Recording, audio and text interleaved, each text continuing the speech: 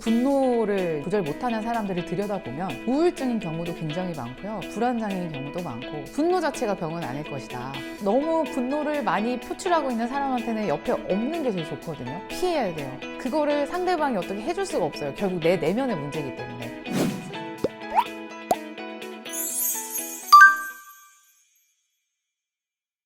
분노 조절 장애라고 하는 게 이제 정신의학적으로 진단명은 아니고요. 근데 이제 대중이 뭔가 분노를 조절하는 못하는 사람들을 많이 보다 보니까 저렇게 분노를 조절 못하면 병이 아닐까라고 이제 생각하는 어떤 그런 문화에서 만들어진 말이고, 사실은 이제 의학적으로 굳이 분류를 하자면 이제 정신과에서는 간헐성 폭발 장애 이 정도로 진단명은 이제 이게 비슷하다고 좀 생각은 됩니다.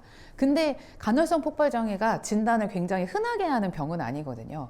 그래서 사실 분노를 이제 조절 못하는 사람들을 들여다보면 우울증인 경우도 굉장히 많고요. 불안장애인 경우도 많고, 이제 정말 더 심한 병이 뭐 조울증이나 조현병인 경우도 있고, 그러니까 사실 분노는 2차적인 거라고 보여지는 거죠. 분노 자체가 병은 아닐 것이다. 분노를 조절하지 못하는 기저의 다른 원인들이 우리는 많이 갖고 있고, 그것 때문에 나오는 증상 중에 하나가 화와 분노, 감정 조절의 문제 이런 것들이지, 분노 조절 자체를 병으로 보고 그거를 그냥 됐어 이렇게 치부할 만한 것들은 아니지 않나 이렇게 생각을 합니다. 얼마나 주변에 화를 내는 사람이 많으면, 그러니까 얼마나 힘들었으면 이해를 해보고자 하는 노력이 아니었을까라고 생각을 해요. 오히려 저희는 진료실에서 보니까 뭔가 힘들구나 하는 어떤 마음을 가지고 화를 내는 분들을 보게 되거든요. 근데 이제 나의 회사에서, 나의 집안에서, 나의 학교에서, 그러니까 이렇게 주변 사람들이 화를 너무 내. 근데 이해는 잘 안 가. 그러면 사람이 어떻게든 이해를 해보려고 이유를 만들어내는데, 너무너무 이제 뭐 진짜 있는 그런 건 아니지만 그렇게라도 이해를 해보고자 했던 얼마나 많았으면 이제 이렇게 생각이 들더라고요. 이게 기술이라고 하기는 좀 그렇지만 우선은 너무 분노를 많이 표출하고 있는 사람한테는 옆에 없는 게 제일 좋거든요. 피해야 돼요. 왜냐하면 그거를 상대방이 어떻게 해줄 수가 없어요. 결국 내 내면의 문제이기 때문에. 스스로 조절을 해야 되는데 그게 안 되는 사람이 겉으로 표가 나는 거라서, 물론 이제 피한 다음에 가까운 사람이라면 알려는 주는 거죠. 그러니까 실제로 최근에 이제 오신 환자분 중에 50대의 수학 강사분이셨어요. 그래서 나름 명문대 나오시고 수학 가르치는 정도니까. 근데 이제 부인이 말하기를 당신은 너무 화를 많이 내는 것 같아. 근데 원래도 좀 그랬지만 요새 들어 더 그래. 이제 이렇게 얘기를 하셔서 여러 가지 검사를 해봤더니 ADHD도 있으셨고 우울증도 있으셨습니다. 그래서 이제 약물 치료를 하면서 좋아졌거든요. 그러니까 그렇게 옆에서 알려주는 것들이 사실은 좀 필요하긴 한데, 너무 화를 낸다 하면은 우선 피해야죠. 그러면은 어렵죠. 정말 어렵죠.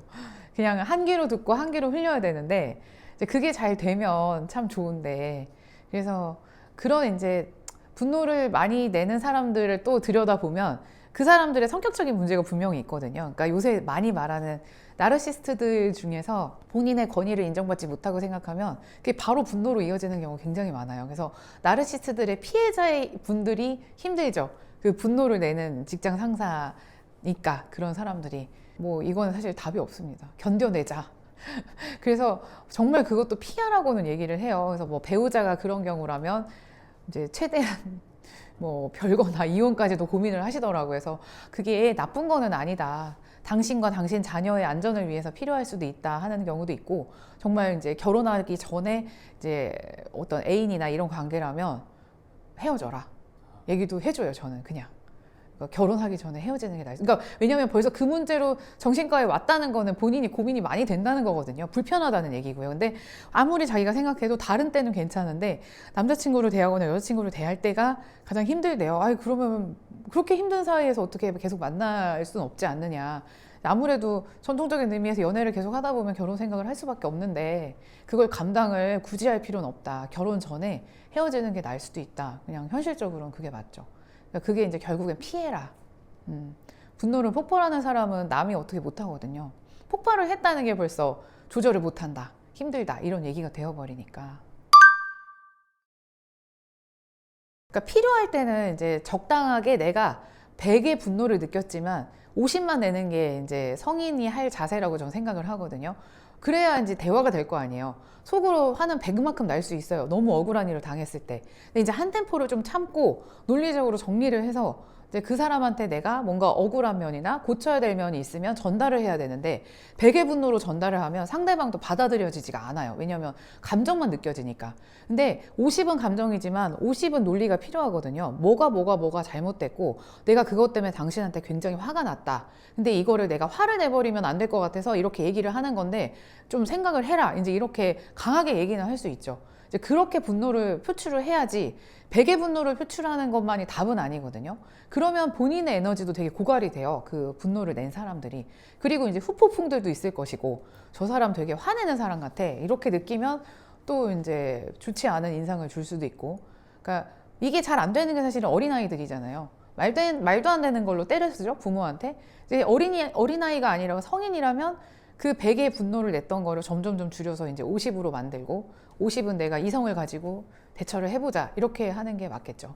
우리가 자라나는 이제 나이가 어린 사람들한테 교육의 중요성이, 그리고 애정을 주는 거의 중요성이 강조가 될 수밖에 없는 것 같아요. 애정이라고 하는 게 무조건적인 사랑을 주는 게 아니라 정확한 어떤 환경적 세팅을 해주는 거거든요. 그러니까 이런 행동은 하면 사회에 해가 되고 당신에게도 나쁘다, 이거를 어렸을 때 계속 반복적으로 알려주는 거죠.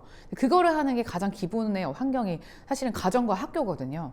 그래서 그런 기능들을 이제 열심히, 어른들의 임무죠, 잘 해서 얘네들을 사회에 내보낼 수 있도록. 그러니까 뭐 다 들어준다 이게 아니라 정확하게 어떤 행동을 해야 되고 어떤 행동을 하면 안 되는지, 남에게 피해를 준다면 당신에게, 그러니까 결국 나에게도 피해가 된다, 이거에 대해서 반복학습을 계속 해야 돼요. 그리고 학교의 규칙이라던가 이런 거를 통해서 계속 연습을 하는 거예요, 습득을 하도록. 그런 과정들이 필요한데, 사실 이제 그 과정부터가 요새 좀 어렵지 않나라고 생각이 들어서 좀 안타깝고요.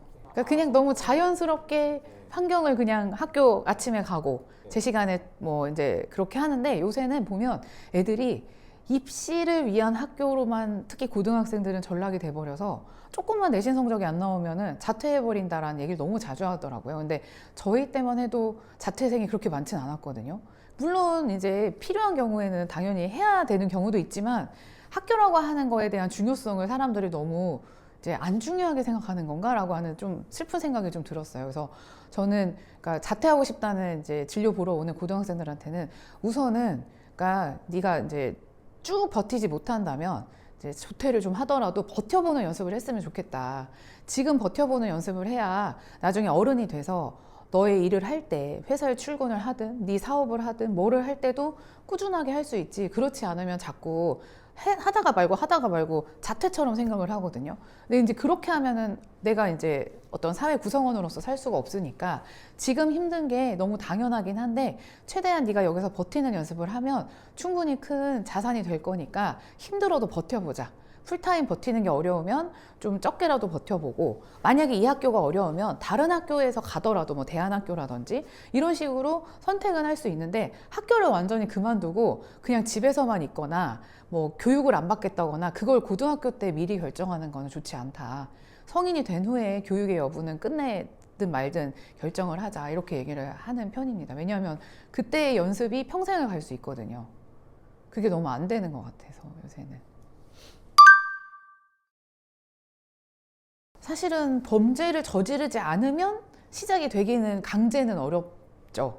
그러니까 범죄를 저질렀다, 뭐 경범죄든 중범죄든, 뭐 중범죄면 당연히 이제 교도소나 어떤 그 구속의 그런 형태를 띨 것이고, 경범죄의 경우에는 보호관찰 제도라던가 이제 보호관찰을 하면서 이제 보고 판단을 했을 때 정신과적 치료가 필요하면 당연히 병원 연계가 되거든요. 그러니까 그런 식의 제도들은 있기 때문에 이제 오히려 범죄를 저지른 후에는 가능한데, 그 전이 굉장히 어렵습니다. 아슬아슬한 상태에서 버티고 있는 사람들이 너무 많은 거죠. 그게 이제 가정의 문제로 돼버리는데, 가정에선 사실은 다들 생업에 종사하시기 때문에 그거를 가정 안에서 해결하기 굉장히 어렵거든요. 그러니까 옛날엔 사실은 동네의 문화가 있어서 동네에 뭔가 일이 터지면 다들 뭐 이장님 뭐 이렇게 다 출동해서 도와주고 그랬잖아요. 근데 지금은 그런 문화가 아니라 정말 이 아파트 안에서 환자나 뭐 이런 사람들이 굉장히 힘들어하고 있다가 빵 터져버리면 그때는 큰일이 나버리는 이런 경우가 너무 많거든요. 그러니까 지금 어떻게든 지역사회 안에서 뭐 정신보건센터라든지 노력을 많이 하고 계시긴 하지만, 어떻게 보면 이 환자나 어떤 힘들어하는 사람 대비 도와줄 수 있는 어떤 그런 군들의 직업군이 되게 적어요. 그러니까 너무 1대100이라 힘드신 거죠. 그리고 의사들도 예전에는 조금 더 그러니까 유도리 있게 뭔가 입원하기도 조금 더 이제 수월했고 법 개정되기 전에는 그랬는데 지금은 그게 점점 인권 문제가 이제 대두가 되면서 어떤 치료를 받을 때도 환자의 의사가 충분히 있어야 된다고 뭐 당연한 얘기긴 한데 그게 너무 커버리니까 이제 일부 도와드리는 게 굉장히 어렵습니다. 그래서 더욱더 몸을 사리는 경우가 많고요. 그러니까 점점 이게 개인화되고 핵가족화되고 이런 사회가 되면서 너무나 가정의 문제 안으로 들어오다 보니 그 전까지 모르다가 빵 터져야 하는 이렇게 되는 경우가 많다고 생각합니다. 그렇죠. 일일이 들여다보기도 어렵죠. 감시한다고 생각을 할 수도 있잖아요. 그러니까 이제 가족들이 먼저 도움을 청하면 당연히 이제 들여다보게 한 번이라도 더 들여다보게 되는데 그래서 실제로 저는 이제 진료실에서도 가끔 집안에 뭔가 조현병이 의심이 된다던가 너무 조절이 안 되는 이런 증상들을 가지고 있는 보호자분들만 와서 이제 상담만 하고 가시는 경우도 있거든요. 이제 그러면 우선은 병원이나 의료기관에서 당장에 할 건 할 수가 없다. 대신에 뭐 보건소에서 운영하는 정신보건센터라던가 지역사회 어떤 경찰이라던가 미리미리 이제 정보를 제공을 해 두는 게 보호자분들을 위해서라도 필요하다라고 꼭 팁을 좀 드리는 편이에요. 그래서 필요할 때 바로 어떤 환자의 정보를 가지고 도움을 받을 수 있도록. 그렇지 않으면 이게 지역사회는 너무 일이 많으시기 때문에 그게 잘 안 되거든요. 그러니까 결국에는 같이 사는 사회로 계속 가야 되는 거를 이제 노력을 많이 해야 되는 거죠. 그게 그냥은 잘 안 되니까요, 지금은.